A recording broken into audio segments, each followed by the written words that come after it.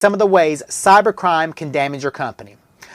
Loss of clients and revenue from a cyber attack. Man, there are a growing number of cybersecurity compliance regulations that all businesses, regardless of size, must comply with. Because of this, many of your clients, patients, and customers may ask you about your security posture and what cyber protections you have before even doing business with you. It's a common question that customers are slowly starting to ask businesses when they do business with them.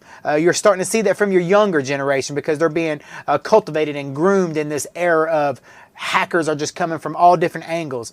Russia, China, and we're talking about state-sponsored attacks now against critical infrastructure and small businesses, most of all in the United States. They know where the money is at, so they're going to hit it right in the source, go right to the source of it all, to the horse's mouth. I don't know what I'm trying to say. So let's proceed, and I shall digress. For example,